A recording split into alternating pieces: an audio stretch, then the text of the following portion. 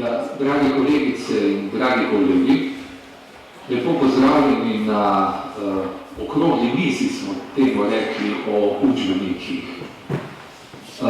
Najlepša hvala seveda vsem vam za obisk, ampak se skoraj ni mogoče drugače kot kritično začeti ta naš del. Moram priznati, da je šolska sekcija pri Zvezi zgodovinskih društev, potem, ko je seveda sooblikovala ta program, računala, da bo tu zdaj, bom svoje mnenje povedal, 150 učiteljev, ki bi lahko prispevali seveda svojimi mnenji, verjetno k tej okrogli mizi. Zdaj, tu nas je 10, recimo, na pamet, da sem narobe prišel, 10, recimo dobrih 10, z nama Bojanom Vrit. In seveda to pomeni, da bo okrogla miza vseeno stekla. Je pa, glede na to, da smo seveda tu kolegi, ki se dobro poznamo, ki smo velikokrat izmenjali svoje mnenja, verjetno ta osnovni učinek, ki ga je sekcija nekako načrtovala, ne bo dosežen. Kritičen skušam biti torej v tem smislu, da ne poznam odgovora, čeprav delam v šoli, čeprav sem ravnatelj na šoli, ne znam pravzaprav odgovoriti, zakaj učiteljev ni, kaj to pomeni. Slišal sem seveda, da so dejansko, kaj sem, lahko včasih tudi točke tiste, ki odločajo in seveda ena stiska, ki je ta trenutek v šolah in verjetno onemogoča prisotnost. Včeraj mi je nekdo od kolegov povedal, da njegove žene, ki uči na enem šolskem centru, ne bo zato, ker je ravnatelj zahteval, da vzame dopust. Dopusta seveda nekako vmes ni mogoče dobiti. Mogoče za kakšno drugo razpravo, ampak naj torej to ne zmoti našega dela. Zamisel okrogle mize je, da bi nadaljevali tisto, kar so štiri kolegi, ki so imeli uvodne referate v prejšnjem panelu, kar so zastavili. Se pravi, tematiko, problematiko, učbenikov, sodobnega gradiva, ki je v šoli izjemno pomembno. Zdaj, ki smo v ožjem družinskem krogu, se nisem predstavil, vendar, če me slučajno kdo ne poznali, sem Stane Veselak, seveda človek z eno dolgo kilometrino v šolskem delu, se pravi učitelj, praktik, ki pa seveda je tudi že, ne vem, 28 let je od takrat, ko sem se prvič spopadal tudi z rokopisom učbenika za srednje strokovne šole. Jaz bi najprej prosil našega predsednika šolske sekcije, kolego Bojana Balkovca, da bi seveda spregovoril nekaj o anketi, ki jo je šolska sekcija zastavila in potem tudi izpeljala, in sicer v tistem delu ankete, ki se veže na učbenike, in odločila sva se z Bojanom, ker je ob 12:10 zelo optimistično zamišljena še ena okrogla miza o učnih načrtih in pa seveda o preverjanjih znanja. Predlagam, da bi Bojan kar v tem delu ankete zajel pravzaprav mnenje učiteljev tako o učbenikih kot o učnih načrtih. Zdaj Bojana poznate verjetno bolje kot mene, je docent na oddelku za zgodovino Filozofske fakultete Univerze v Ljubljani in moram reči, da sem izjemno hvaležen, da je eden od tistih ljudi z fakultete, iz stroke, ki je še pripravljen sodelovati z nami, se pravi s tistimi, ki se ukvarjamo s poukom zgodovine. Bojan, beseda je tvoja. Hvala lepa. Ambiciozno smo pričakovali, da bo anketa nekaj, kar bo utegnilo in kaj povedalo. Glede na tole, kar zdaj vidite, je seveda občutek potem malce dobre volje malce ohlapnil. Anketa je bila objavljena na spletu. Povabljeni so bili učitelji iz na najrazličnejše kanale, smo se jih skušali pritegniti k zadevi. Od maja pa do druge polovice avgusta Ko sem jaz prvič po nekem času šel gledati število respondentov, wow, sem rekel, ne, ni slabo. In obetavno to sporočil tudi kolegom. Ko sem prišel potem po zaključku zadeve gledati podrobneje, sem se pa malo strašil, malo sem bil razočaran, kaj zdaj to je. Namreč te številke, ki se zdaj v zadnji vrsti pomenijo. 149 učiteljev osnovne šole je odplavalo na dotično spletno stran. Prvo ali drugo stran, kjer so zelo generalna vprašanja od spola do dolžine staža učiteljevanja, je naslednja številka, zadnja številka pa je število tistih, ki so odgovorili na vsa vprašanja. Isto zaporedne številke seveda tudi, kar se tiče srednjih šol. Zdaj to ne moremo reči, da gre za nekaj zelo kredibilne v smislu odgovor do neke večine učitelja, gre pa za neke indice, ki pa tudi kaj povedo, tako da bomo kljub vsemu seveda o zadevi še rekli. Kadar bosta dva grafikona, to je tako, so slike grafikonov direktno iz ankete ven potegnjene, kadar bosta dva grafikona, bo običajno zgoraj so odgovori respondentov iz osnovne šole, spodaj so respondenti iz srednjih šol. Kot vidimo, za začetek odgovarjali so prevladujoče, predvsem tisti, ki že imajo nekaj več kilometrine pri poučevanju, ne glede na to, ali gre za to za osnovno ali za srednjo šolo. Iz srednjih šol, ker seveda je tam disperzija malce drugačna, v osnovni šole se ni, ker so vsi na istem, razen seveda jezikovno različni, če gre za osnovne šole iz literature ali iz italijanskega jezikovnega področja. V srednjih šolah pa imamo le gimnazije, strokovne gimnazije in neke druge vrste srednjega šolstva, pa smo povprašali učitelji tudi o tem, vidimo prevladujočo je vseeno, tudi seveda glede na prisotnost število učiteljev v teh šolah, učitelji iz gimnazije. Glavnina vprašanja je bila v stilu da ali ne. Nekaj vprašanj pa je bilo takšnih, kjer smo glede na prejšnji odgovor, glavno pa je šel, če je bil odgovor recimo ne, smo jih povprašali tudi o naj zapišejo, kaj ta ne pomeni, na osnovi česa je njihovo mnenje o nečem negativno. Določena vprašanja so seveda tudi v korelaciji z drugimi vprašanji. Recimo vprašanje povezano z preobsežnostjo učnega načrta glede na obseg ur. V obeh primerih se tisti, ki so pač na to odgovorili, nagivajo k temu, da je fond ur glede na obseg vsebine, da je tu diskrepanca in da je v srednji šoli ta diskrepanca delimo lahko celo očitno bolj večja kot pri osnovni šoli. To je seveda zdaj zgolj odgovor na vprašanje o učnih vsebinah, o izbirnih vsebinah, o tem, ali so primerno zastavljene, ne gre tukaj za njihovo konkretno kasnejšo izvajanje. Torej, naklonjenost tej obliki učnega načrta, kakor je pač zdaj tako v osnovni kot srednji šoli, torej del obveznih tem in del izbirnih tem, tu vidimo, da te nenaklonjenosti nekako ni opaziti. Drugo pa je vprašanje, kjer smo pa potem povpraševali, na kakšen način se odločijo izbrati določeno izbirno temo, ki jih je seveda več, kot jih je potem v praksi izvedenih, tako je tudi mišljeno, da bi se izvajalo.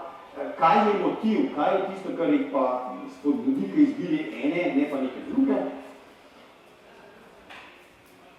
Možnih odgovorov je bilo seveda zelo veliko, jaz sem tukaj navajal glavno nekaj prevladujoče ali pa številčnejše, ali pa kakšnega, ki je morda lahko tudi za kakšen razmislek. V osnovni šoli recimo večinoma izbirajo izbirne teme, ki so vezane bolj na ljudi, v manjši meri pa iščejo izbirne teme, ki so vezane na politično, vojaško zgodovino ali kaj podobnega. Zna biti seveda iz povezave tega, da je ta del pravzaprav že itak v obveznem delu močneje zastopan. Kakšni bolj iz afinitete, recimo do nečesa, zanimiv je pa seveda in problematičen pa kakšen odgovor, ki se pa je našel vmes, da celo izbirni neuspem, da izbirni neuspem, ker komaj uspem obvezni.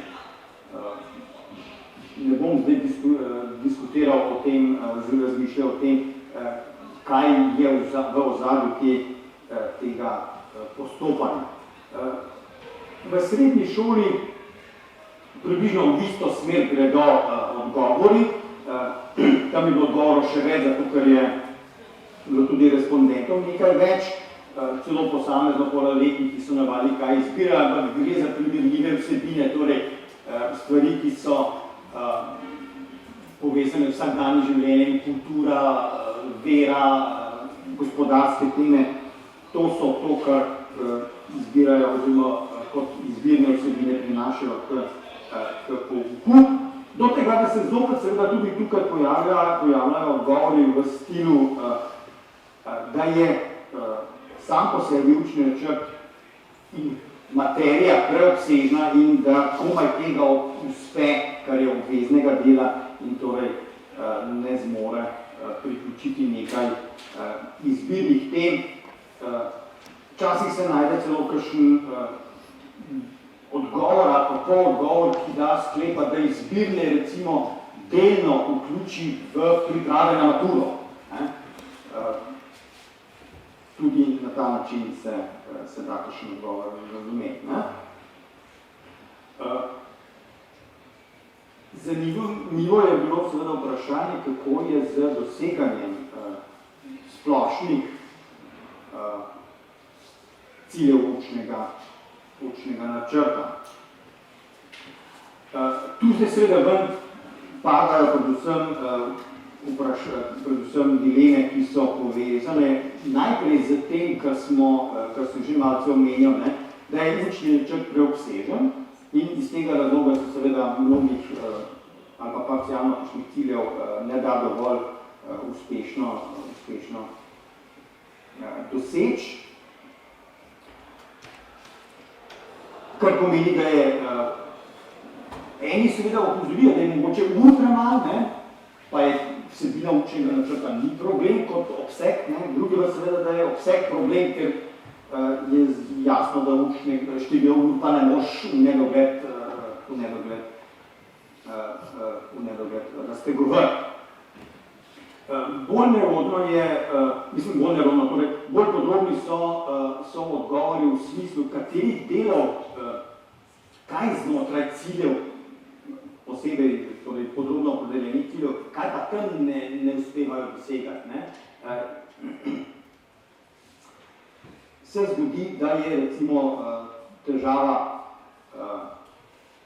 izhaja iz tega, in to se na mnogih segmentih, pri kakšnih drugih vprašanjih, predvsem v srednji šoli opozarjam na to. Bralna nepismenost.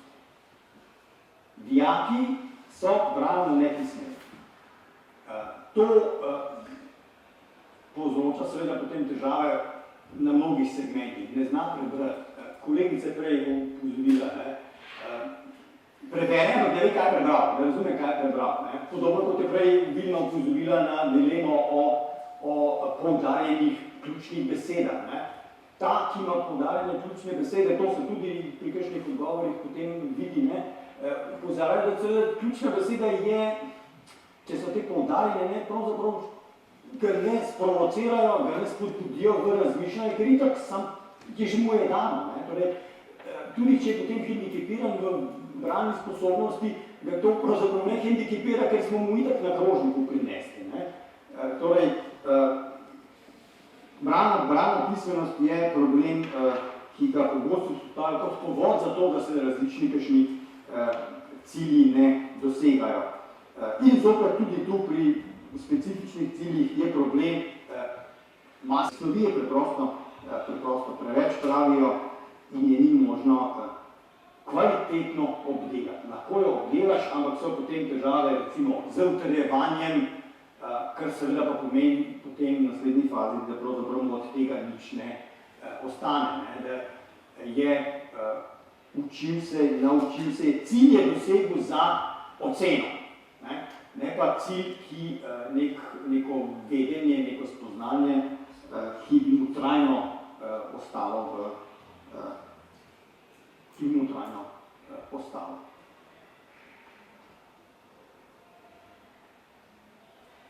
Ali učbeniki ponujajo vse, kar si želite? Nenavadno je bilo, najprej sem mislil, sem se zmotil pri kopiranju diagrama, ne? Ampak je v obeh primerih do odstotka identičen rezultat. Ne? Približno na polovica je zadovoljna z tem, oziroma menijo, da jim učbenik ponuja to, kar si od učbenika želijo.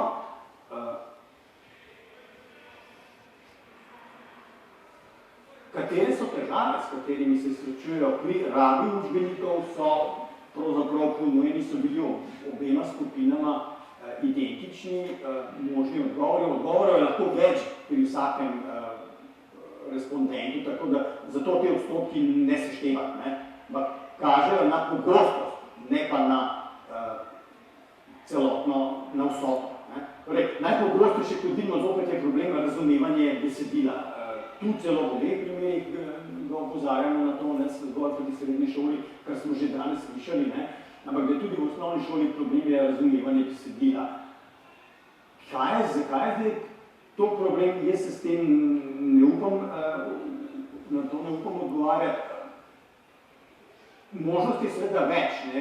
Ali je besedilo pretežko, v primerjavi z nekimi drugimi besedili v učbenikih, v nekih drugih predmetih, ali pa je res nasplošno problem, da ne razumejo, kaj preberejo. Pojavlja se zopet kot velik delež je obsežnost materije. Potem so neke zelo specifične stvari, kot je recimo branje zemljevida, grafikonov, tabel, slik, ne? Ker to je treba osvojiti, najbrž seveda to znanje lahko dobijo tudi kje drugje, ne zgolj pri pouku zgodovine, jasno za zemljevid pa za geografijo. To smo tu omejeni, medtem ko grafikone in še kje drugje, pa še kje drugje, pri naravoslovnih predmetih, tako da bi bilo zanimivo videti, kaj pa oni pravijo o tovrstnih branjih takšnih informacij pri šolah. Mnogo kje, tudi pri kakšnih drugih vprašanjih, izstopa poudarjanje, da je vsebin za nadpovprečne ali pa za one z več interesa, z več želje po dodatnih informacijah, da je za njih teh stvari v učbenikih premalo. To je sicer na nek način lahko razumeti, ker učbenike za nekega povprečno ali pa za idealnega, pri čem niti povprečnega, niti idealnega pravzaprav ni, to je fikcija. Ampak na koncu pride še tisto, da so učbeniki ne smejo biti pretežki, ker je to pa pretežka in potem vemo, kje se reže. Reže se pri nekih dodajanjih, pri nekih stvareh, ki so za manjši del populacije. Zdaj, ta nerazumljiv način rabe v osnovni šoli, to bi najbrž bilo seveda vprašanje, ki bi ga treba najbrž bolj razdelati, kdo je zdaj tisti, ki mora pojasniti učencu, kako se učbenik uporablja, ali je to učenec sam, ali je to potrebno ga naučiti. Najbrž je tudi ta element pomemben, kako naučiti uporabljati učbenik. Zato, da veš, kaj z njim početi. To je seveda bolj subjektivno kot objektivno, ker tu je pač večina odgovarja prej po svojih afinitetah kot morda čem drugem, tako da tu se najdem mnogo kaj, nekomu se seveda zdi ključen element pomemben, potrebno dodati. Potem seveda ta nezajemanja povezujejo s tem, kako oni vidijo, kakšen bi mogel biti učni načrt in jasno, ker oni vidijo, da bi mogel biti učni načrt takšen in takšen, ali se jim pa zdi, da bi mogel pač tukaj kaj dodajati, tu vzemati, bi to zadevno, potem se da tudi v učbeniku mogla biti neka sprememba, ki tej njihovi ideji sledi.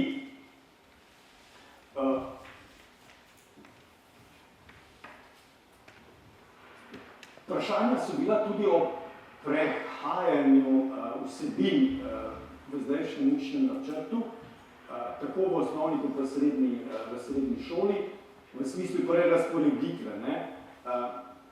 Predvsem odgovor je šlo v smer, recimo v tretjem letniku, da je učbenik za tretji letnik in pa učni načrt v tretjem letniku preobsežen. Predvsem za tega so, kadar so eksplicitno navajali, so za tega opozarjali. Tam je materije preveč, učbenik je seveda potem posledično tudi preobsežen, da bi tu bili premiki potrebni. Seveda so to vedno vprašanja, kaj potem odvzeti, kaj ne odvzeti. Recimo, da je bilo to vprašanje tudi malo provokativno, recimo v smislu spodbude o premisleku. Kot rečeno, dobili smo neke odzive, recimo, kako bi se šlo je seveda, katere epohe skrajšati, katere epohe, če temu smemo reči tako, podaljšati. Kar veliko jih opozarja predvsem na seveda težavo 20. recimo pa rečimo tudi že začetka 21. stoletja v smislu, da je tu nasičenost zgodovino tako velika, da je seveda to težko strniti v en letnik ali v en razred, pa so tu recimo govorili o premikanju, da se bi določene stvari iz 20. stoletja že v tretji letnik dali, ravno kar sem pa rekel, da so pa za tretji že ugotavljali, da je prenasičen. So stvari za razmišljati do tega, da seveda bomo temu morali biti priča tudi iz preprostega razloga, ker čas teče in vsebine oziroma zgodovina se dodaja in bo treba vedno poiskati nek dodaten premislek o kako to vse in v kakšni meri vključiti to v učni načrt. Niti ni bilo veliko tistih, ki bi problematizirali v učnem načrtu ali pa potem posledično v učbenikih strukturo učnega načrta, ki je kronološki. A hkrati mnogi opozarjajo, kot sem že rekel, na problem, da recimo kronološkega pogleda pa nimajo. Se zgubljajo v času, kaj je prej, kaj je kasneje, tudi ista stvar, ki se dogaja na različnih geografskih lokacijah, v istem času imajo težavo, se to pa takrat, kaj pa je takrat tam, tu torej ta med nek fil ruš v časovnem smislu jih kar nekaj omenja, da to je problem. Zdaj, ali je to seveda problem iz razloga, ker je materije veliko, ali iz česa drugega, recimo, da tudi sicer nimajo neke časovne prostorske predstave, oziroma da je to danes težko pri mlajših oziroma pri mladih vzpostaviti, to pa ne vem, kaj bi zdaj bilo bolj vplivajoče na to zadevo. Jaz mislim, da je bolj, da zdaj tukaj neham na tej točki, pa seveda vabljeni k debati. Hvala lepa za enkrat. Najlepša hvala Bojanu Barkovcu, predsedniku šolske sekcije pri Zvezi zgodovinskih društv Slovenije.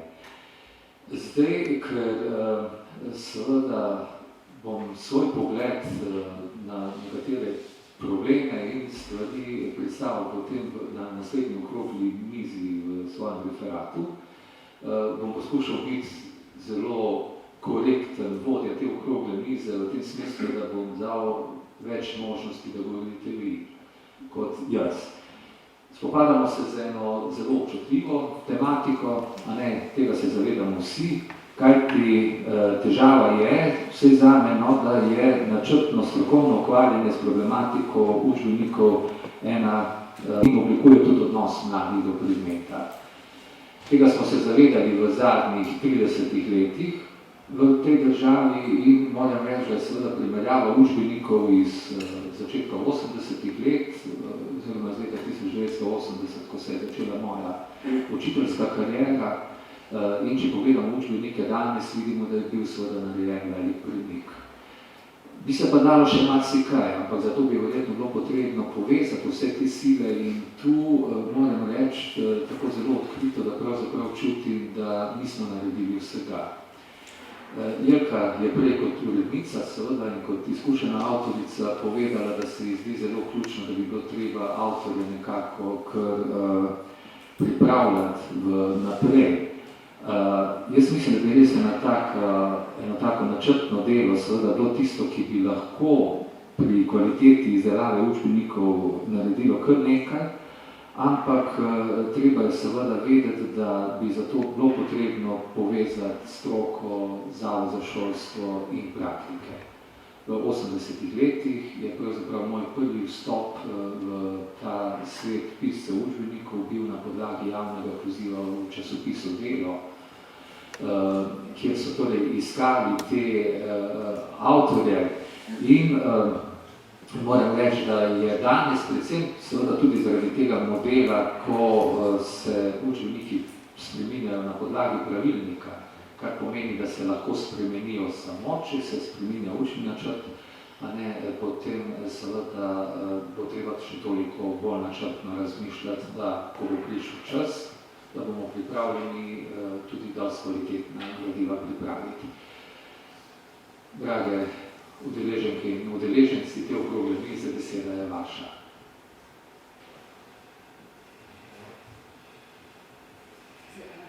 Izvoli, Jelka, iz prve vrste. Se malo nekaj nakazal, kot v prve vrste. Bitne razvoj tega, ker dejstvo je, učbenike dela založbe. To bi res podala. Pač za njih je to kruh produkt, ki ga prodajajo. In dejstvo je, če založba želi to uspešno prodati, bo seveda še kako se potrudila, da bo zadeva kvalitetna, drugače ne bo šlo prodajati.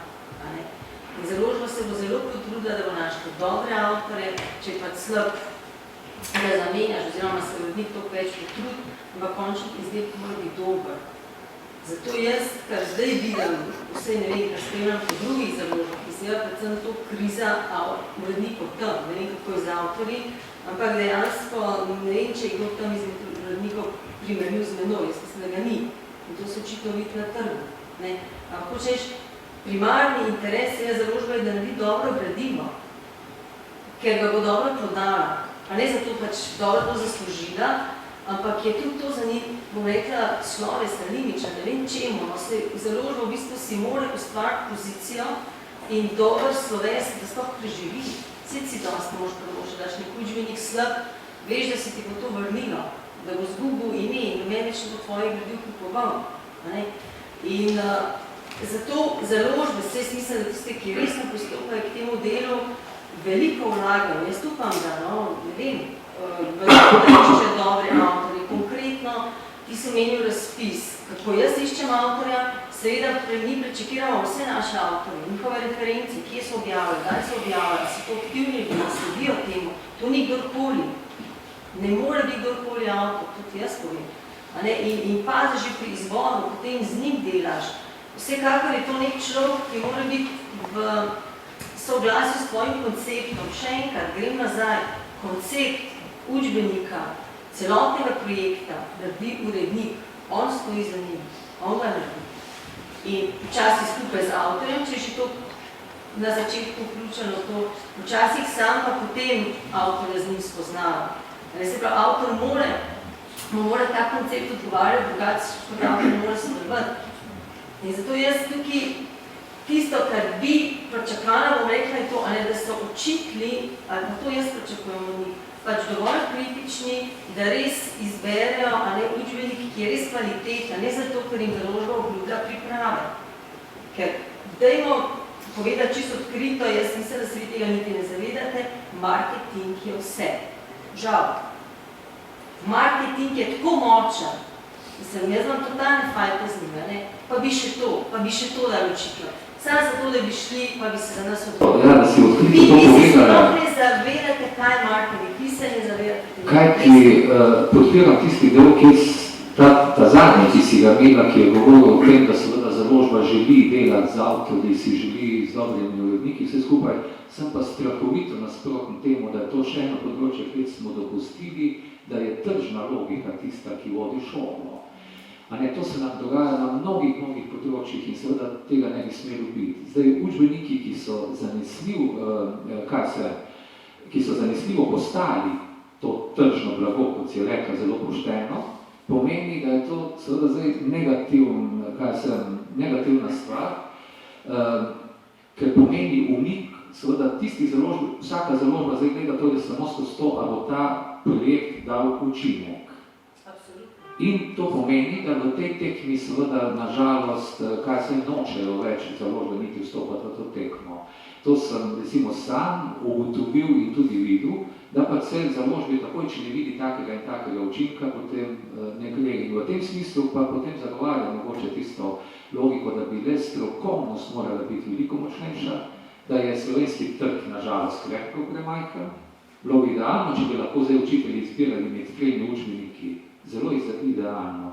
Sem očitno v takem svetu, tako si ti rekla, kjer je marketing tako neizmerno neizprosen, bi to bilo možno samo, če bi vsi trije kompleti nastali pri isti založbi.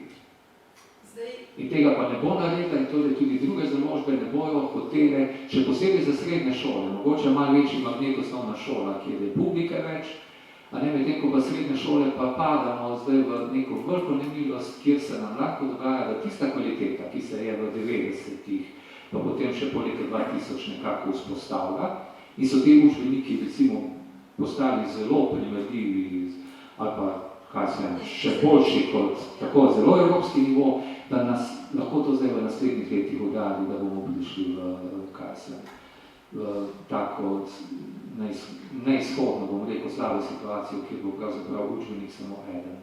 Mislim, jaz nisem na to bil samo eden, tudi jaz tega ne maram. Ne me robe razumeti, ker konkurenca je zdrava, kakorkoli obrneš, ker tudi tebe sil, da delaš. Ampak dejstvo je, da je seveda, kot samo ugotavljaš, založbe morajo biti dobiček. Recimo, mi smo totalno dobički. Nas čekira čisto vse projekt.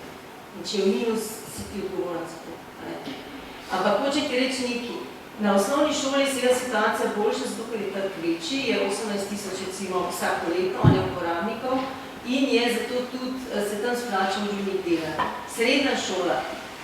Jaz sem zelo pritiskala pri nas in še vedno, dajmo se odločiti, ne, ker ni finančno to perspektive, enkrat podaš 6000 iz vodo in potem 10 let jih ne podaš nikoli več. Ni, ne obrne se nazaj. S tem, da vse, če bi pritiskala v učbenik postal, je še v redu, nekje preživiš, a ne, dobro, tisti pač fotografije plačaš na bazah, tok in tol, ampak kje je zdaj problem? Ker je šlo se zdaj v elektronske učbenike.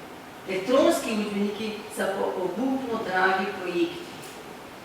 Jaz sem pač bila take projekte in nemo, kakšne številke govorim. To so dragi projekti. Verjetno bodo stali samo manj dragi, ker se pa zdaj kupijo neki programi, ki ti to omogočajo na malo cenejši način to proizvajati.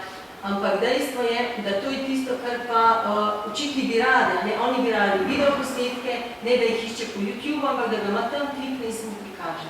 To je treba plačati. Ti lahko YouTube v šoli uporabljaš za ston, jaz ga ne smem. Jaz, če ga dam v package, ga moram plačati in avtorske pravice so vendar, da tukaj se spoštujejo in se plačujejo. To morate vedeti, jaz pač ne moram prejemati ljudem. Zato srednja šola in tukaj je dejansko udara srednjo šolo v tem smislu, da obstaja en sam učbenik, ki nima konkurence in založbe, še tiste, ki so bile, meni zelo žal, da so se omaknile, ker so imeli dobre učbenike, ampak očitno finančno se ne izide, ne vem. Srednja šola, stališče recimo naše založbe ni zanimiva. Pa jo skozi govorimo o tem, ker ni tam prodaje. Ja, hvala za ta del. Meni se očitno vidi, da sem ravnatelj v šolskem centru, kaj pomeni, sem samo pedagoški vodja. In nenehno napadam pravzaprav to, da tudi ravnatelji ne bi smeli biti samo menedžerji, ker nas zanimajo zdaj samo še številke, kajti šola je seveda, kaj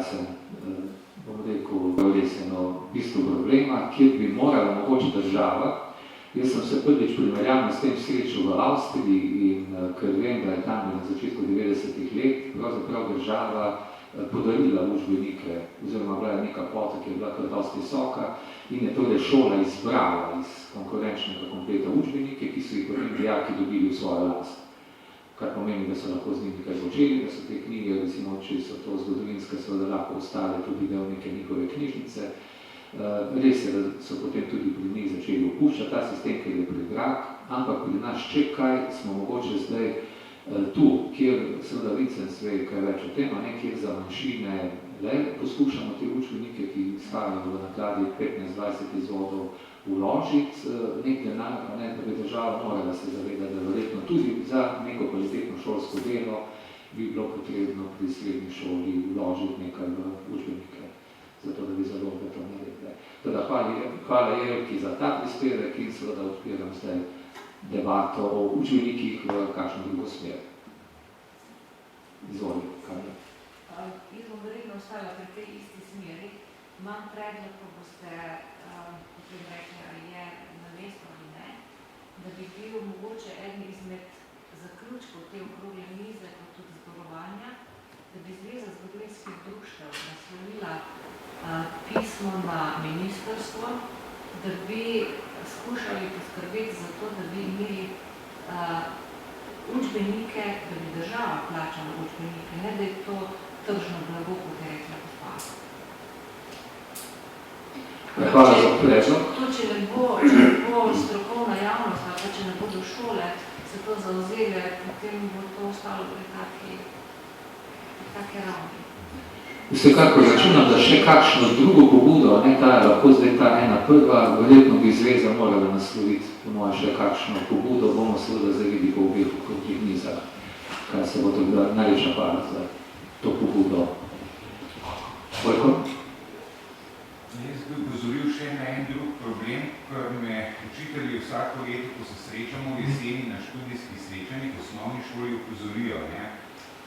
Problem je v tem, da imajo marsikje v učbeniških skladih še stare učbenike za zgodovino. In ravnatelj, kot dober gospodar, jim ne dovoli nabavljati novih učbenikov. Problem je pa zdaj tu. Mi smo posodobili učni načrt leta 2011. Res je, da se tudi starim učbenikom realizirati to posodobljeno učni načrt. Ampak je problem, ker si je treba vzeti čas, pa je treba spuščati, pa premikati in tako naprej. Strukturo sem vam prej pokazal in ne bi ponavljal.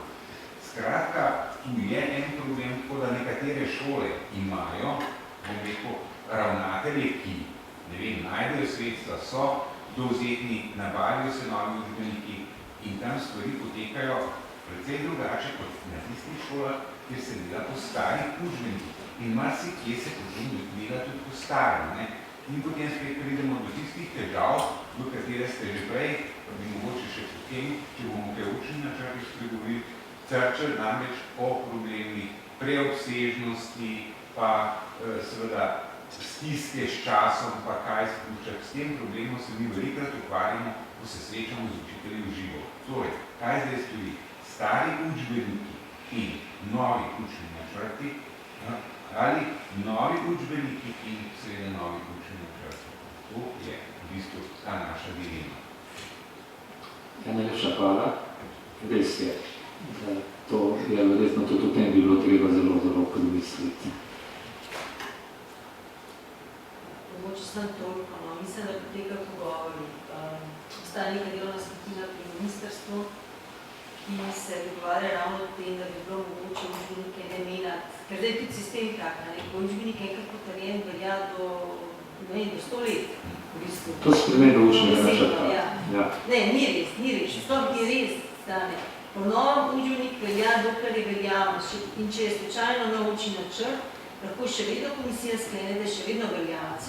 Ampak ga je treba potrebiti, Vincent. Gre skozi komisijo, ampak v resnici ostane veljavnost. Ne, tukaj je še bolj zakompliciran sistem. Namreč to je bilo lani spremenjeno.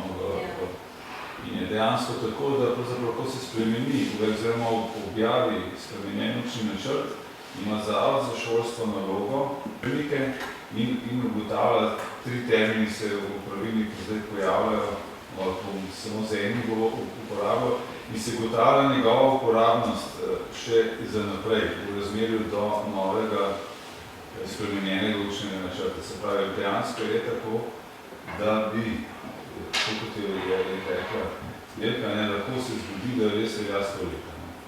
Mislim, karikiramo. Recimo zgodovina za 6. razred so 10 let stari učbeniki so še vedno veljavni. Če ne bi bil učni načrt tako spremenjen, mislim, da zdaj ne več. Po moje zgodovine še do novih učbenikov prišli. Mislim, to ne velja več. Jaz se upravičujem, ker sem očitno malo preveč izstopil iz vsega tega. Ja, ta podatek zdaj, ki si ga navedel, je seveda še dodatno zastrašujoč, kajti zdaj vemo, da stroke in zgodovina sodi med te, verjetno zelo hitro uveljavljajo nova spoznanja, ki bi morala biti pa sestavni in temeljni del tudi šolskih, recimo, programov, učnih načrtov in seveda s tem učbenikov. Predmeti so tu v različni vlogi, verjetno zdaj ena matematika, nekomu se počasneje, ampak smo pa nekateri predmeti, kjer pa ta spoznanja grejo zelo hitro. In je pravzaprav tak pravilnik na vsak način lahko zelo, še enkrat zato, ker je spet tržno naravnan, ker skuša te prihranke zagotoviti, in zame to zdaj katastrofa, če bi res veljal recimo en učbenik za zgodovino 50 let. Ja, recimo, da naslednje menjave skladov, to, kar se zamenja lansko leto, letos, to bo zdaj ostane. Lahko tudi 10 let, če te ravno ne nadaje že lansko leto. 10 let. To in poveka niso založbe tudi krive, to mi tržno ni nač. To je dejansko pač problem ministrstva za šolstvo, konkretno. Sej založbe, kot pravim, je pač delovna skupina, pritiskajo, da bi se ta menjava lahko zgodila, recimo že čez nekaj leta in bo to uspeli, da ne bi bila vezana na menjavo učnih načrtov. To so da neki pogovori, da se to vse malo bolj vrača. Ker to se nekomu niti ne bo več splačalo učbenikov delati v bistvu. No, vse dejansko je to trend, to je zapravo prihaja do deviacije sploh učnih gradiv v šoli. Dejansko založbe oziroma kolikor pa že, se odmika od učbenikov, pravzaprav različne vrste gradiv prodelajo v šole ravno zato, ker se jih seveda lahko proda, učbenikov se pravzaprav ne da prodajati, razen na določenih ciklusih.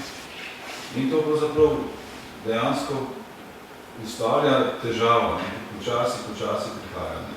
Težava so pravzaprav učbeniški skladi oziroma sprememba učbeniških skladov politike, ki jo pa država vodi.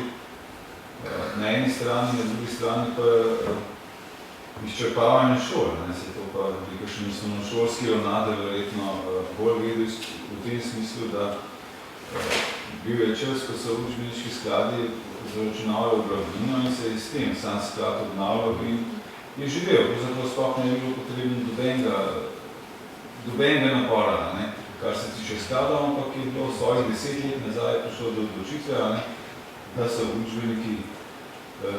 učbeniki ne plačujejo več, oziroma da se poglavnina več ne zaračunava in tedaj naprej se vsako leto postopno stvari spreminjajo. In temu primerno se spreminja tudi pravilnik o potrjevanju učbenikov, ki pravzaprav nima s tem neposredne povezave. Ker to se ukvarja s tem, kakšen učbenik je bil, oziroma neki se pač preverjajo določene stvari, ne pa to, kaj dejansko pomeni, da učbenik je vedno manj pomemben, tudi jaz povem v neki strategiji, ker je pač obrne se, kaj prodal se bo enkrat na 10 let in ko se bo prodal je mir, dejansko so se založbe in ta trend je zelo opazen, usmerile zdaj, prej so bili delovni zvezki, zdaj ko jih je pač Lukšič sesul, samostojni delovni zvezki. In to je glavni zdaj target, ker to se prodaja vsako leto, to je nadomestil dejansko učbenike in to se je začelo zelo dobro prodajati ravno zdaj, 3 leta nazaj, ker niso mogli skladov menjati, učni načrti so bili pa novi in to je neka, recimo, pot, po kateri se začel denar vračati, ampak to plačujejo pa starši. In meni jaz pa ne več prodajo učbenikov, ker to prodamo vsako leto. In je noter praktično vsebina učbenika, celo dali možnost, da damo točno to delo z vir in tako naprej. Recimo, mi smo za zgodovino 2 vrne na lansko leto. Jaz leto delam na 2 novih, 8 pa 9 razred. Če se izbire, no, to ti Ja, to je pomembno kot tržno blago, Kot tržno blago. ne pa kot Bolje marketing še to bolj pomemben, ker to prodaje staršev, ne. Mislim, to je realnost, to hočem povedati, to je realnost danes. Ne bi smela biti realnost, no tukaj Ja, mislim, da pa res strinjam. potrebno kakšen drug korak narediti, namreč tudi ostale greje znanosti, ne samo pedagoška, oziroma didaktika in tako naprej, ugotavlja to, kar je bilo tudi skozi to anketo ugotovljeno. Otroci ne znajo več razbirati besedila, kaj pravzaprav sploh prevedajo, kaj je stavek, kaj je odstavek, kaj je povzetek. Teh stvari pravzaprav ne znajo več razbrati. In zakaj jih ne znajo razbrati? Ne? Zato, ker pravzaprav jih odvračamo od branja. Tako je, se strinjam. Pravzaprav, da bom malo aktualen, ne, ampak ti zasloni pravzaprav nas delajo dementni, sicer ne nas, no, smo že toliko stari, da imamo to prednost, da nam to pomaga v boju proti demenciji, ampak za mlade ljudi pa jih pa dela dementne že pri 13-14, ker pravzaprav so nesposobni za branje, znajo razbirati podobe, ne znajo pa tako da, manj kot bo učbenika, recimo, da je res malo karikiran tega klasičnega, ne, več bo težav z razumevanjem. No, naj tu mogoče sem dodam na to, da sem v pripravi na to današnjo okroglo mizo v torek upravil eno anketo z dvema svojima razredoma, ki jo učim. Moram reči, da pravzaprav se kot učitelj počutim najbolje v življenju, kajti to sta res dva razreda, ki sta izjemna, mi sledita vsem, se z njimi lahko zelo odkrito pogovarjam. In sta me malo presenetila, namreč skozi svojo anketo sem skušal malo zaznati ta njihov odnos do učbenikov. In med dijaki, torej so iz 3. in 4. letnika naše gimnazije, se vsi učijo iz učbenikov. In sicer predvsem tam učbeniki metode temeljno gradivo, predvsem tam pri vseh tistih predmetih, kjer so učbeniki dovolj jasni, nepreobsežni in dovolj pestri. Drugod se lotijo potem še kakih svojih zapiskov in tisto, kar sem pravzaprav jaz mislil, da so pobegnili v svet tablic in vsega, je bilo pa čisto izključeno. Da kar zadeva to neposredno šolsko delo, druga stvar je, če morajo delati neke naloge, če pripravljajo nekaj tam itak sem na internetu. Da v osnovni šoli so pa bili ogromno tudi pri tem na internetu, medtem ko zdaj na gimnaziji je učbenik njihovo temeljno gradivo, ne velja zdaj to samo za zgodovino, ampak dejansko za vse predmete, kjer se da, seveda so mi tudi našteli, kjer se to ne da. In nisem bil zelo presenečen za predmete, kjer sem slišal, ampak vsekakor zgodovina je ta predmet, kjer torej je učbenik temeljno gradivo.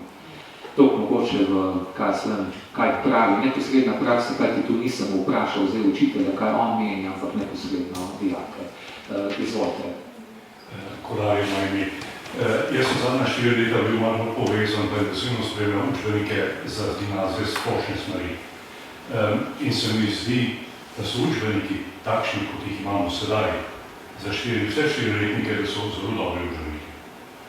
Bodi si vsebinsko, tudi oblikovno, in zdaj tudi primerjavano z učbeniki, recimo drugi dežela, se mi zdi, so zelo dobri, ali pa celo boljši kot malo kot drugod, par dežel, ker jih poznam.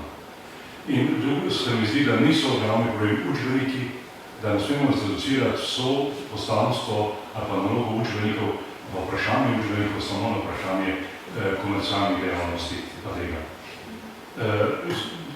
Kot je bilo to glavna tema, pa resnici to ni. Učbenik je vedno napravljen v skladu z učnim načrtom. To je temelj. Avtor itak ne mora napisati učbenik kar 3 dni, brez da bi imel nek okvir, ki je postavljen z učnim načrtom.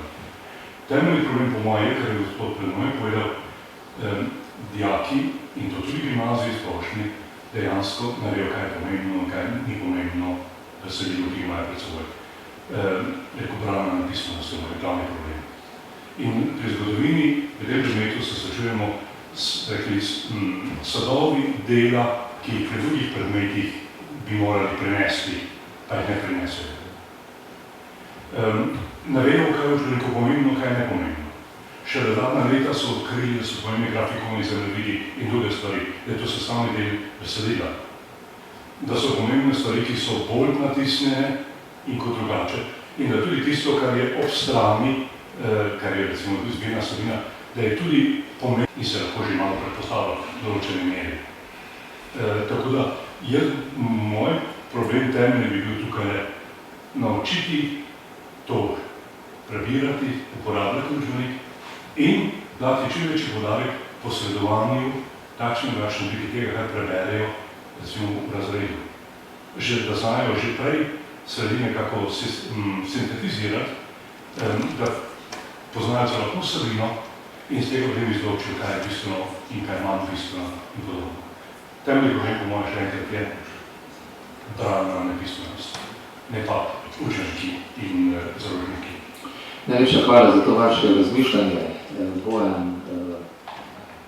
Ja, se opravičujem najprej Bojanu, ker sem zamudil na začetek njegovega predstavitve ankete in ne vem, kako je pojasnil metodologijo, po kateri poti pač so upravili anketo. Jaz sem pa zdaj pa še Bogdan, tukaj načela vprašanje, nič ni bilo pa tle govora, vsaj kar sem jaz poslušal, kot je rekel Stane Bazalaki, ki je označil praktiki, ne, to sprav štiri. Kako oni posredujejo, vendarle ni samo učenec in učbenik, ampak vendarle so tudi praktiki tisti, ki bi mogli omogočiti to priznavanje. A je bilo v anketi to zajeto, ki ta kako učitelji... Se upravičujem, če si prej to povedal? Ne. Učitelje od načinu njihovega dela nismo povprašvali. To nas ni zanimalo v konkretni anketi, ne na osnovno, ne za srednjo šolo. Edino, seveda, odnos do učbenika pa do učnega načrta v tem kontekstu, ne pa kako ga oni implementirajo v praksi. To pa nismo sprašvali. Meni se zdi to pomembno dejavnik za upoštevanje, kako, ne konkretno, ampak sploh pa teh anketi se staviti samo dijak oziroma učenec in učbenik, vendar je vmes še en pomemben dejavnik, oziroma po moje so bolj ključen, ali pa vsaj koliko je učbenik. Absolutno vsi elementi, učenec, učbenik, učni načrt, učitelj... To ni bilo upoštevano. Ne, samo ta faktor nismo hvala. Ne, ampak to je zdaj zelo smiselno, teda hvala za ta del. Jaz mislim, da bomo na drugi okrogli mizi, kjer se bomo dotikali potem še učnih načrtov, a ne in teh preverjanj, da bo tam seveda ta teža na učitelju, ki je sigurno zelo pomemben element, da bo tam teža tudi dodatna. Razprava je še odprta. Jaz sem postane sam skorekla. Izvolite. Se javno, takrat malo glas to delo, ker jaz sem da v prvih 7 let, ali 8 let smo bili brez vseh učbenikov. Zdaj, ko so razglabljamo v teh učbenikih in smo bili čisto sami sebi učitelji prepuščeni v bistvu. In vem, da sem razne zgodovine, svetovne zgodovine, ki so takrat pred Cankarjevi založbi šle, pa svoje gradivo iz fakultete, da smo v bistvu iz tisa delali priprave. To pomanjkanje učbenikov bilo pa res, ker zgodovinarjih takrat v začetku 90-ih, pa konec 80-ih let prvo. In da smo zdaj res velik korak naprej s temi učbeniki. Ja, hvala za to prijazno razmišljanje, ko je do mene. Da bi lahko nastal cel roman iz vsega. Jan Stankov, jaz sem učitelj, nekaj časa učil v gimnaziji in zdaj učil v osnovni šoli. Meni se zdi bistveno za učbenik, kar sem jih jaz poznal, ko sem se jaz učil, in ko zdaj poučujem, je to, da je tekst, ki je napisan, razumljiv. Problem pri zgodovini, ki se je pa zdaj pojavil, pa to, ko so se učni načrti spremenili, ker je zazname ta, da je avtor, ko piše en del, poskuša ogromno podatkov združiti eno besedilo in to je izjemno težko ločiti za enega otroka. Jaz vedno poudarjam, zame je bil zelo dober učbenik za 8. razred osnovne šole, ki ga je dr. Vodopilci pisal, pa mislim, da imaš tako. Tisti so radi brali, ker je zgodba enostavna, smiselna. Besedilo je v bistvu tujko samo razložilo, je bilo tudi malo več teksta, je bil malo debelejši, ampak besedilo je bilo razumljivo in nam tudi, se je lepo bralo. Se pravi, ne slika v učbenikih, ne toliko bistveno, ali ima svetovno gradivo, ali nima in tako naprej, ker to imamo že itak, ker to je tehnologijo, s katero to tudi pokažemo, se mi zdi, temelj učbenika je odlično besedilo. Seveda, pri tem najprej moraš biti dobro strokovnjak za zgodovino. Druga stvar, moraš dobro poznati ključne načrte. In tretja stvar, mora se znati spustiti na nivo človeka, ki bere. Se pravi, človeka, ki je star tam 6., 7., 8., 9. razred, oziroma za gimnazice je 1., 2., 3., 4. let. Ne se vidi, da je treba ključna stvar. Nikrat ne vem, kakšne slice, ne vem, kakšne dopolnila, aktualno, vse je to ok. V bistvu dobrega učbenika je besedilo. Dobro, razumljivo, besedilo, ki ima en uvod, eno vsebino, pa en zaključek. To je tisto. Tle, brana pismenost se tle uči. Tako se uči in potem dijaki, otroci te stvari nekako lažje sledijo. Stvar je zelo enostavna. Mislim, da je generalno misleno.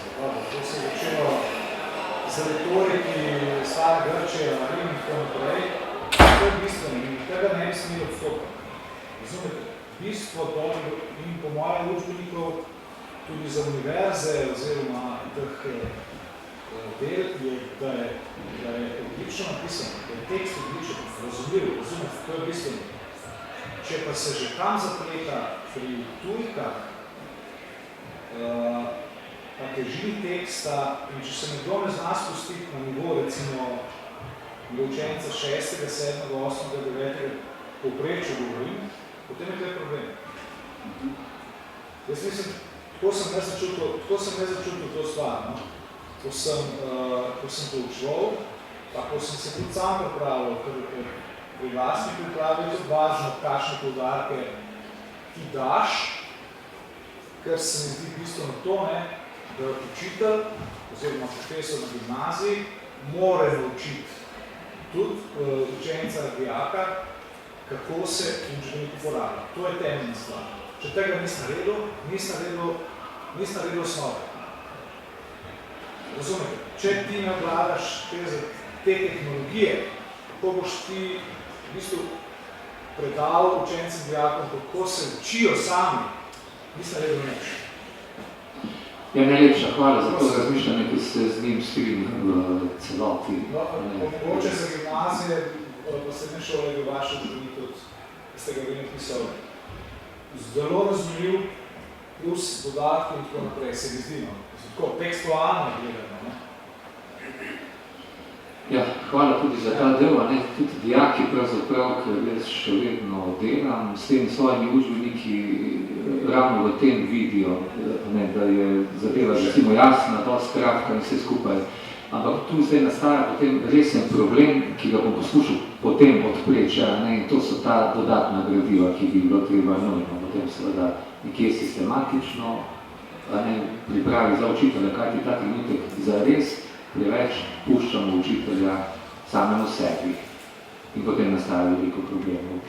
Jaz mislim, ta tekstualnost je bistvena. Ja, tu se skrivno delo. Te dodatne gradiva pa to je v redu, če se spomnite tistih virov, ki so se delali, mislim, da jih je Weber delal, tako naprej, so bili tudi v redu, ne? Mislim tako, da je bilo kot neko dodatek nekemu besedilu, vsaj za srednjo šolo, je bilo slikovno gradivo, je bilo tekst, je bilo to v redu stvar.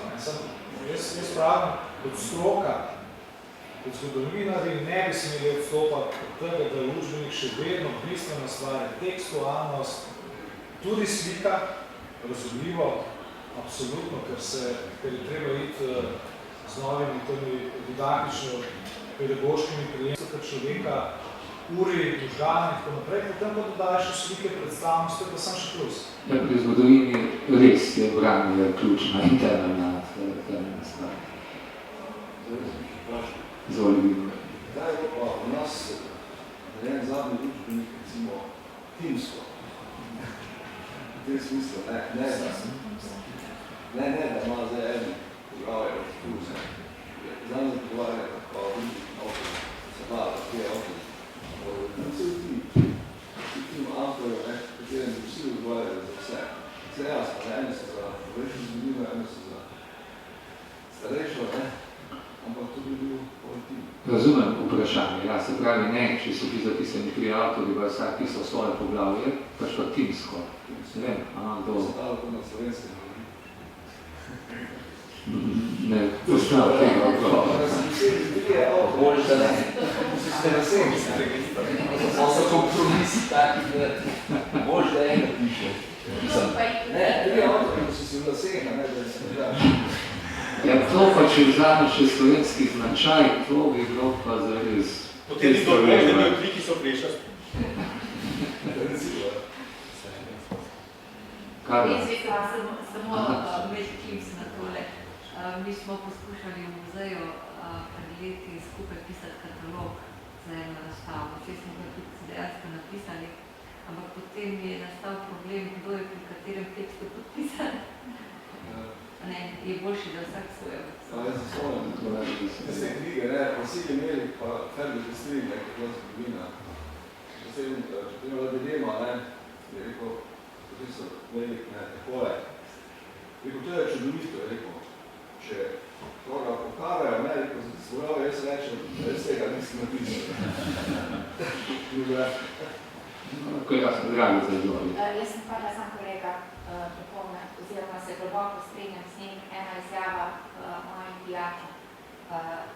Berejo en učbenik, tekst v učbeniku, pa mi reče, a lahko nam tole prevedete iz slovenščine v slovenščino.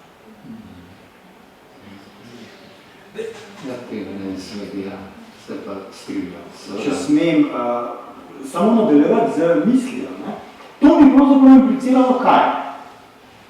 Da je treba tekst dati v branje bodočim bralcem, kar običajno niti ni postopek. Da bi torej draft verzijo učbenika dobili učenci za prebrati ali razumejo, kaj sploh piše. A to učite? In seveda, raje recimo vsi, v obe strani. No, če lahko tudi vojamo, pa ne zdaj, ker sem prej v klubu, da se ne bom zdaj zelo izpostavljal pa govoril, jaz sem seveda takrat v tistem praznem prostoru, kjer priznam, da so me edinega pustili sami. Po tistem razpisu moji univerzitetni profesori so stopili v pare, kjer so se lahko, kaj slovenski kriv lahko valili. Jaz sem ostal sam in sem potem v 90-ih letih, ko je prišlo do tega, vse svoje učbenike do sedanje pravzaprav dal vedno prebrati dijakom. Vedno sem imel pa ne zdaj dva izvrstna dijaka, ampak sem poskušal najti recimo nekoga, ki je javno upal meni priznati, da mu zgodovina ni blizu, in nekoga, ki je rekel, da mu je. Na založbi sem imel še kar težave s tem ponavadi, ker se je zdelo urednikom in pa vsem, da je to pač nek absurd in nesmisel. Ja, res, še posebej, če bi to res znali, tam bi bilo najbolje seveda, da ti dijaki ne bi bili moji mogoče, ampak ja, zelo se strinjam s tem, kar praviš, da bi to bilo treba zdaj prebrati tudi tisti, ki je učbenik namenjen. Kajti še enkrat, učbenik je zares gradivo za dijaka. To je tisto, zaradi česar sem se konec 80-ih moral skregati oziroma voditi domov iz Zavoda za šolstvo, takrat, ker so trdili, da je učbenik za učitelja in na drugi strani, da je vsak podatek, ki je v učbeniku, da mora biti jasna. Tisto je bilo skratka zelo skregano z logiko, ne pa zdaj, da ne bo kakih nesporazumov z ljudmi, ki so seveda potem naslednje leto šli v pokoj. Teda to je že to nedalječ, ne, to ni zdaj ta zavod, ne bo kaj narobe. Vojko si hotel. Hvala. Ja, izvoli. Smo mnogo poznati, ampak jaz bi mogoče se vseeno navezal na to, kar je Janez rekel. Jaz se strinjam s tem seveda, da tekst, ki ga ima učbenik, mora biti razumljiv, jasen, ampak absolutno premalo. Dobro, vemo vsi, učbenik mora vsebovati slikovno gradivo, ampak vsebovati mora zlasti recimo za 20. stoletje, tudi graf, karikature, mora vsebovati kakšne odlomke iz avtentičnih virov, seveda otroku primerno 15 ali pa 19 let stari. S pomočjo tega lahko razvija potem učitelj sodoben pouk, če je tudi učbenik tako naravnan, da mu lahko nekaj da. Tako da meni se zdi, jaz sem imel priložnost, zdaj vam bom povedal bolj kot anekdoto, dobil sem francosko-nemški učbenik, ki je bil izdan, mislim, da leta 2008, tudi bil poskus. Ampak kar mi je bilo v tem francosko-nemškem učbeniku za 20. stoletje, pa pravzaprav je tudi že, mislim, da je od 1750 do konca 20. stoletja, zanimivo mi je bilo gradivo, iz obeh zornih kotov obravnava, tako iz francoskega kot tudi nemškega problematiko. Noto sem našel tudi fantastične karikature, diagrame in tako naprej. In seveda, kar sem pač v Komisiji za nacionalno preverjanje znanja, sem si drznil v eno nalogo, katere avtor sem bil vključiti eno karikaturo, za katero sem bil prepričan, da ti otroci 15 let stari še v življenju nikoli niso videli. Ker gledajte, če imate vi karikature, ki jih poznamo, imamo v naših učbenikih, ki je tako, tu ne gre več samo za to, da otrok karikaturo zna analizirati in z nje nekaj potegne. Tu gre že v bistvu za prepoznavanje, on je že videl, verjetno so že v šoli kaj predebatirali okrog tega. Zdaj smo mu dali pa popolnoma novo karikaturo, gre za karikaturo Franciska Franka in tistih, ki ga podpirajo. Če vas to zanima, je na spletni strani Ulica, če si odprete letošnji NPZ. Torej, skratka, hočem povedati, je bilo kar nekaj težav. Nekateri otroci so krasno rešili to zadevo, ker so znali razmišljati. Nekateri otroci so imeli velike težave in tudi od meni, strani nekaterih učiteljev, so mi kar malo užaljeni, kaj ste pa vi to noter, da kakšna karikatura pa je, to se je te pa še. Ampak karikatura je bila popolnoma primerna. Hočem to povedati, tudi take stvari so včasih zelo zaželjene, da jih dajemo v učbenike, ker s tem učitelju omogočamo še tisto dodatno kreativnost, ali pa makar s tistimi boljšimi učenci, da dela take stvari, če že jaz bi sicer poskušal delati vse, ampak hočem reči, te stvari naj bi bile del enega sodobnega učbenika, ob tistem, kar je prej Janez rekel, tekstu, ki je jasen, nazoren. Na vsak učbenik seveda naj bi sestavljali pri zgodovini avtorsko besedilo in zgodovinski viri. Zgodovinski viri, pismi, slikovni, fotografije in ostalo. Je pa tako, da je zdaj vprašanje, kakšno naj bo razmerje med avtorskim besedilom in zgodovinskimi viri. In tudi rešitve po evropskih državah so različne. Angleški učbeniki so sestavljeni tako, da skoraj prevladujejo zgodovinski viri in je avtorskega besedila zelo malo. V nemškem svetu, pa tudi v Avstriji so pa nekje našli ravnovesje, tako da je približno 50% avtorskega besedila, se pravi tisto, kar avtor napiše, je že dana zgodovina, torej podana zgodovina in 50% zgodovinskih virov, katerih namen je samostojno učenje učencev, da sami pridejo do nekih zgodovinskih spoznanj. In temu trendu nekje želimo tudi pri nas, vsaj pri gimnazijskih učbenikih tudi slediti. Se pravi, nekje 50% avtorskega besedila, 50% zgodovinskih virov. Seveda mora biti pa oboje, se pravi, avtorsko besedilo napisano tako, zgodovinski viri izbrani tako, da so primerni starosti učencev. Da je didaktično, ustrezno obdelano, pripravljeno in namenjeno učencem, bodi si v osnovni šoli, bodi si potem v gimnaziji oziroma tudi v poklicnem in tehniškem izobraževanju.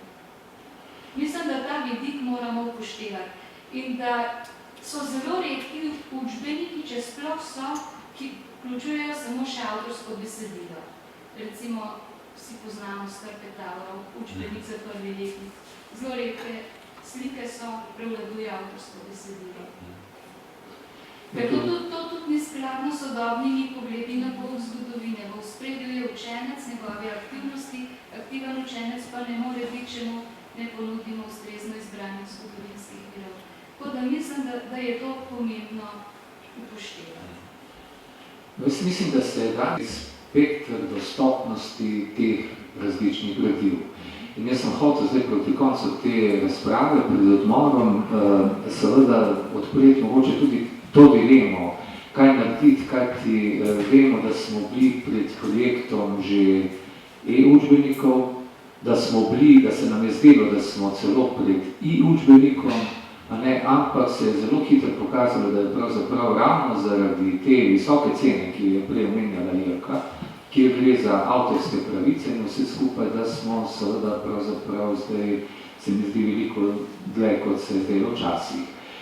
Kadar so ta gradiva tako zelo široko dostopna, kot nam pač danes in s tem tudi seveda dijakom, otrokom ponuja internet, pa pridemo do neke druge pasti, o kateri hočem spregovoriti kasneje tudi v svojem predavanju, do pasti, ko bi ta naš učenec, pa dijači toliko bolj rabo in okvir, na katerega se lahko zanese in na katerega se lahko upre. Moja glavna težava, recimo pri razmišljanju o učbeniku, je bila ravno v tem, da dijak seveda ne bo znal, tam se da iti zelo globoko, vedno globlje, lahko bi, ne vem, celo leto nekdo skakal samo po 3 temah, ampak zdaj dijak ali učenec bo zelo težko našel mejo, kje se to rudarjenje recimo zdaj neha, da ne bo zapredel pregloboko in se potem čisto izgubil. In v zelo podobni sliki se sam čutim tudi kot učitelj, smo učitelji. Pripuščeni smo sami o sebi, v razredu mi seveda ni problem kazati nekih stvari, da sem že večjo težavo, sem skušal gledati, kje bo CC licenca, kaj bom pokazal potem na svojem slajdu, da nisem preveč kršil avtorskih pravic, pa kar nekaj vzel z interneta. In tu nas učitelje pravzaprav zares pušča sistem, zdaj da ne bo kaj narobe čisto same. Ministrstvo si je predstavljalo, da bo za nekaj 1000 evrov naredilo ne vem koliko i-učbenikov. In ko smo takrat izpostavili to dilemo, kje je denar za avtorske pravice, so ugotovili, da na to o tem niso razmišljali, da naj to rešijo avtorji sami. In tu me zdaj seveda zanima, a imamo kak odgovor, a smo sposobni pravzaprav zdaj, če rečem stroka, potem tisti del stroke, ki jo predstavlja zavod, ki se ukvarja s poukom zgodovine, in pa seveda mi praktiki stopiti skupaj, da bi si malo olajšali delo. Kajti nič ne dvomim v svoje kolege, ki jih je sicer zdaj samo nekaj tu taki, ki ste neposredno v šoli, vsak od nas ima verjetno kar ogromno nekih gradiv, ampak pomeni, moramo vsi delati namesto, da bi nam ta gradiva pravzaprav nekdo zagotovil. Če bi mi nekdo dal nabor slik, pa bi rekel, zdaj iz tega pa ti lahko vzameš in je ta zadeva zakonita, bi bilo seveda veliko lažje.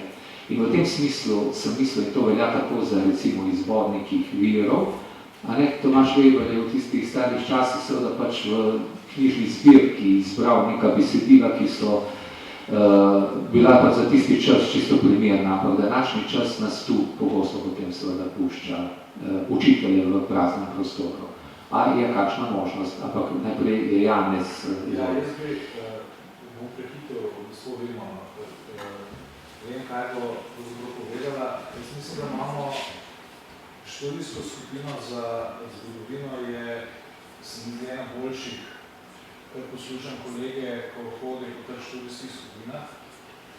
Predvsem iz tega vidika, kar ste bi rekel, se pravi sledenje novim metodološkim pristopom, didaktiki in tako naprej. Tle mislim, da se zelo dobro dela in gospa Vidma in vsi ostali, ki so zdraven, se zelo dobro trudijo in nam ponujajo res veliko gradiva in to gradivo narejeno na tak način, da ga lahko uporabiš.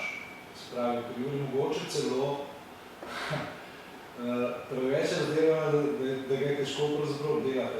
Moraš biti res priden, zelo natančen, da spelješ celotno zadevo. Ampak drugač pa so gradiva dosti pripravljena in hodimo na študijske srečanja radi, mogoče bi celo pogrešali, da bi še nadgrajevali določene zadeve, še druge načine, vendar verjetno denarna sredstva to ne dopuščajo. Tako da Po tej plati moram pohvaliti to skupino, ki dela in nam v bistvu, nas, da smo imeli seminar o islamu in tako naprej, tako da smo aktualni v tem sodobnem dogajanju, da znamo otrokom tudi predstaviti to sodobno tematiko na dosti strokoven, znanstven in primeren način. Tako da vse pohvale. Mislim, da je pa tudi ta Rokusova kombinacija tudi v redu, torej učbenika in pa teh priprav, ki so narejene. In da jaz mislim bolj na to, da bi se ta IKT tehnologija, da bi se to uporabljalo pri tem, da ne bi slike preveč povezali peljali naprej. Jaz mislim, da je to na nivoju osnovne šole dobro, ne kako na srednji šoli. Hvala, zelo spodbudno, a imate rešene avtorske pravice?